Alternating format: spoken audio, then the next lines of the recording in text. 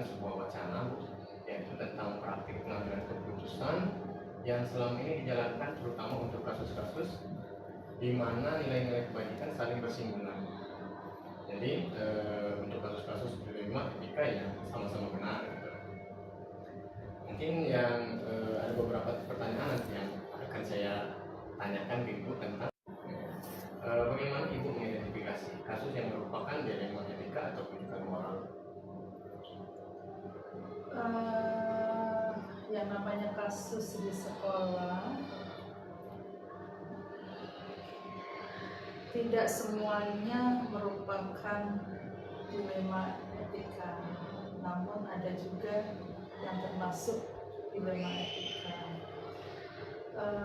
Kita mengidentifikasinya dengan cara melihat kasus itu berbenturan dengan siapa, kemudian keputusan yang akan kita ambil nanti juga berbenturan dengan siapa. Jadi untuk melihat apakah itu kasus itu merupakan dilema etika, kita melihat dari beberapa sisi. Sisi yang berkenaan dengan masalah tersebut, misalnya pelaku ya, seperti pelaku, kemudian keputusan yang akan kita ambil terhadap pelaku tersebut apakah merupakan keputusan untuk seseorang atau untuk semua masyarakat di sekolah. Jadi itu cara kita mengidentifikasi apakah itu merupakan dilema etika atau bukan. Baik Ibu, untuk mengambil keputusan terutama untuk kasus dua kepentingan yang sama-sama benar gitu ya, atau sama-sama mengandung nilai-nilai kebajikan, bagaimana Ibu mengambil keputusan tersebut? Cara kita mengambil keputusan jika ada dua masalah atau problem yang memang sama-sama benar ya, kita lihat dulu urgensi masalah tersebut. Benar itu menurut siapa, kemudian kita lihat juga kepentingan yang saya masuk urgensi tadi ya, yang mana yang perlu kita dahulukan, yang perlu kita ambil keputusan tadi. Jadi yang kita pilih yang dampaknya itu bisa untuk semua masyarakat sekolah, namun tidak mengecewakan salah satu masyarakat sekolah. Dalam beberapa kasus pasti ada keputusan yang kita ambil itu menguntungkan salah satu dan merugikan salah satu. Kita memilihnya itu ya untuk meminimalisir pihak yang tidak diuntungkan dengan keputusan kita. Langkah-langkah apa yang biasa Ibu lakukan selama ini dalam mengambil keputusan itu? Langkah-langkah yang pertama berpikir sejenak. Berpikir sejenak itu kita ingin menemukan beberapa opsi yang berkenaan dengan keputusan yang kita ambil. Setelah kita kumpulkan opsi-opsi, ada fakta-fakta yang mendukung, baru kita bisa mengambil keputusan. Seperti yang pada awal tadi, keputusan yang kita ambil ini tadi kita lihat untuk siapa. Jadi kita setelah cukup materi yang berkaitan dengan permasalahan yang akan kita rumuskan, kemudian fakta yang atau opsi yang banyak mendukung bahwa keputusan A ini akan lebih baik. Nah, itu sudah kita mengumpulkan fakta-fakta itu, baru kita putuskan apa yang akan kita lakukan. Sekarang hal-hal apa saja yang selama ini Ibu anggap efektif untuk penyelesaian masalah tentang keputusan dilema etika ini? Yang efektif dalam mengambil keputusan yang berhubungan dilema etika itu diskusi. Ya, Musyawarah ya. diskusi ya, atau musyawarah dengan, kalau saya bilang di sini pembantu saya seperti waka-waka, kalau masih kurang ke guru, dan masih kebentur lagi itu diskusi dengan yayasan. Dalam melakukan keputusan itu pasti ada tantangan ya. Apa tantangan dalam pengambilan keputusan pada kasus dilema etika itu? Tantangan yang mungkin merasa sulit untuk lakukan.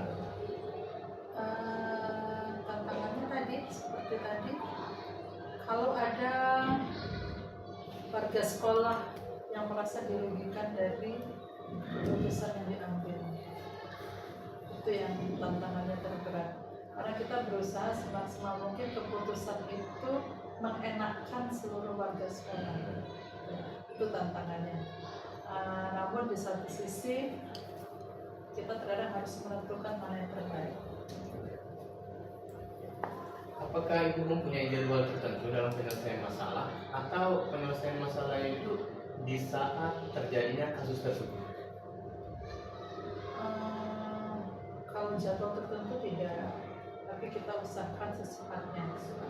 Tapi tidak juga mendadak. Jadi kita kan butuh pertimbangan-pertimbangan.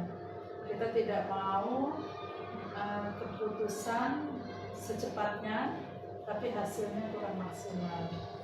Jadi kalau saya lebih suka kita berpikir sejenak, menunda sejenak, tapi keputusannya itu akan lebih baik.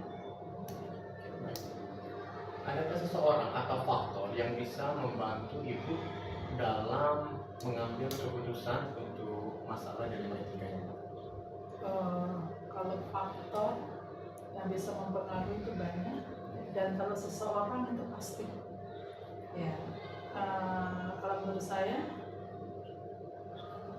berpikir bersama itu lebih baik dari berpikir sendiri, karena berpikir bersama itu akan lebih banyak masukan-masukan. Ide baru. Ya, betul. Jadi faktor yang mendukung itu ya rekan sejawat atau orang-orang di sekeliling kita.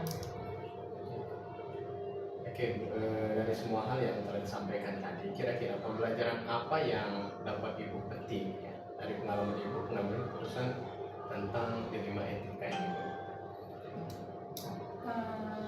Pelajaran yang paling berharga dari keputusan dilema etika itu adalah kita mengetahui setiap orang tuh punya kepentingan. Setiap orang punya kepentingan, namun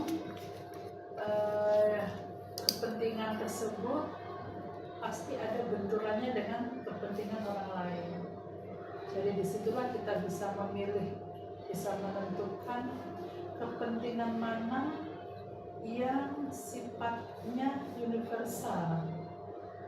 Kemudian keputusan yang kita ambil juga sifatnya universal, dan kita bisa mengurangi atau meminimalisir keputusan-keputusan yang kurang tepat. Oke, Bu, mungkin itu saja yang saya ingin tanyakan tentang pengambilan keputusan tentang dilema etika ini. Terima kasih Bu atas waktunya. Sama-sama. Ya, saya izin pamit Ibu. Assalamualaikum warahmatullahi wabarakatuh. Waalaikumsalam. Terima kasih.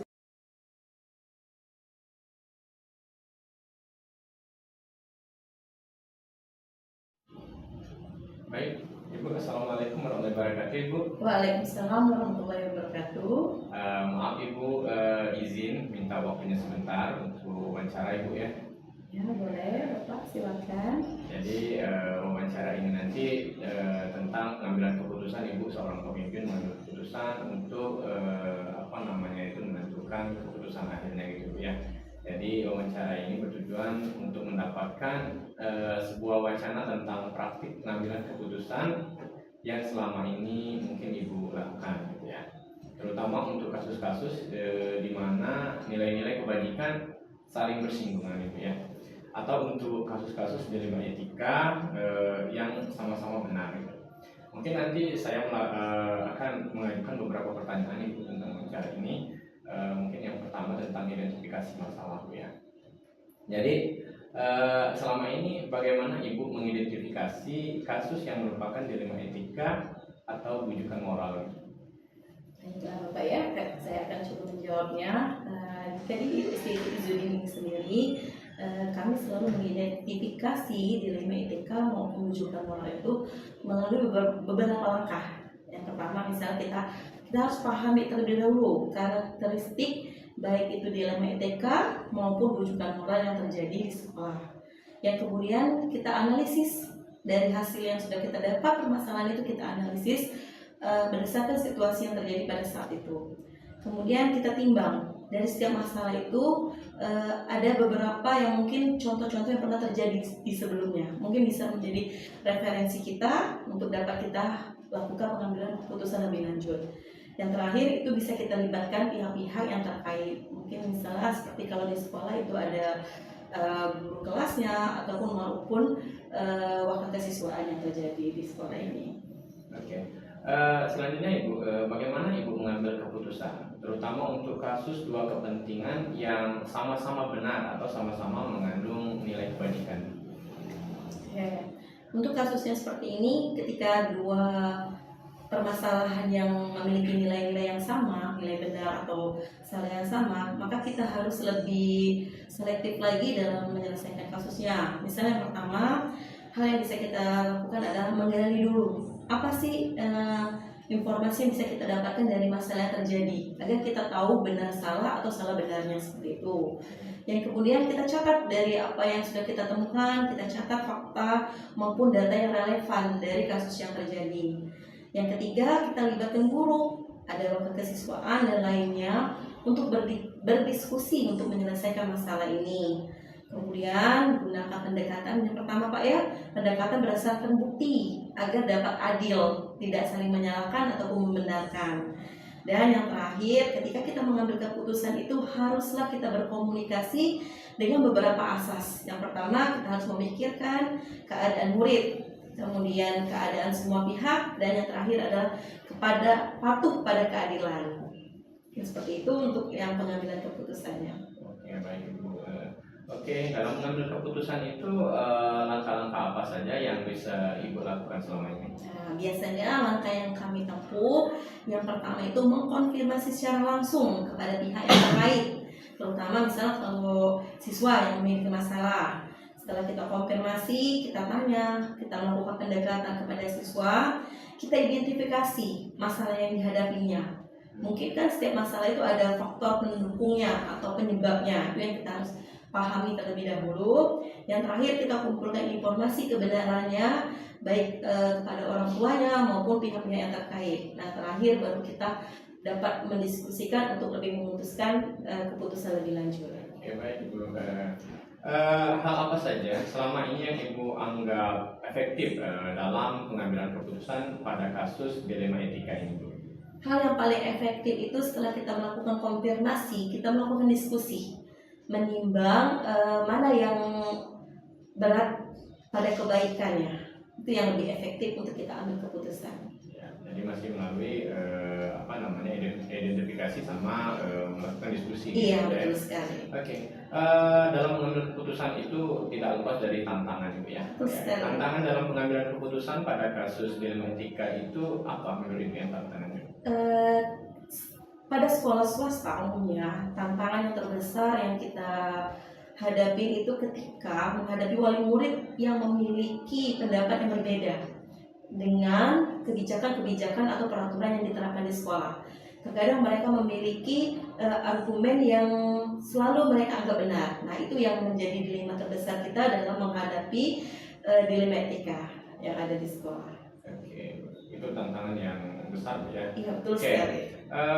Apakah Ibu dalam menyelesaikan suatu masalah itu mempunyai jadwal tertentu dalam penyelesaiannya atau langsung menyelesaikannya di tempat atau pada saat itu juga? Nah, Kalau untuk di Izudin kita tidak memiliki waktu tertentu untuk menyelesaikan masalah ini. Namanya masalah ketika kita hadapi maka harus secepatnya kita selesaikan. Tetapi ada beberapa tahapan yang biasanya kita lakukan. Nah, misalnya dalam contoh keterlambatan siswa, itu akan melalui proses pencatatan terlebih dahulu, sudah berulang berapa kali baru pengambilan keputusan. Seperti itu. Jadi tidak memiliki waktu yang khusus ya.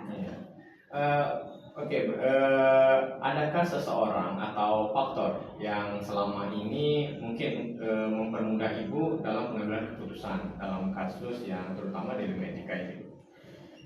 Tentu ada, karena di Izudin semuanya selalu melalui proses diskusi dan koordinasi dalam tim.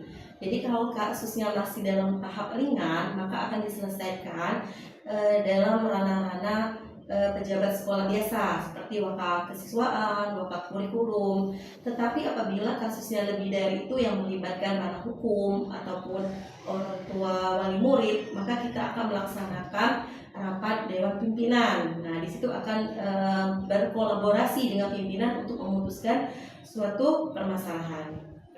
Oke Bu, dari semua hasil cerita kita tadi, apa yang menjadi pembelajaran yang bisa Ibu petik dalam mengambil keputusan ini? Pembelajaran sangat berharga dari kasus dilema etika maupun yang lainnya ya, adalah yang terbesar yang mesti kita tanamkan adalah koordinasi, konfirmasi terlebih dahulu. Karena tidak mungkin seorang siswa ataupun orang lainnya melakukan kesalahan tanpa adanya suatu permasalahan. Jadi kita tidak serta-merta menetapkan suatu kesalahan bagi mereka tanpa adanya konfirmasi dan mengetahui masalah yang dia hadapi. Selain itu kita juga harus berdiskusi dan bermusyawarah untuk menyelesaikan kasus yang dihadapi. Itu sangat memberikan kesan yang berharga untuk kita semua. Oke, Bu. Terima kasih Bu, mungkin itu saja yang ingin saya tanyakan tentang pengambilan keputusan tentang ilmu etika ini. Terima kasih atas waktunya Ibu. Saya izin pamit Ibu ya. Iya, Terima sama-sama. kasih Bu. Assalamualaikum warahmatullahi wabarakatuh. Waalaikumsalam warahmatullahi wabarakatuh.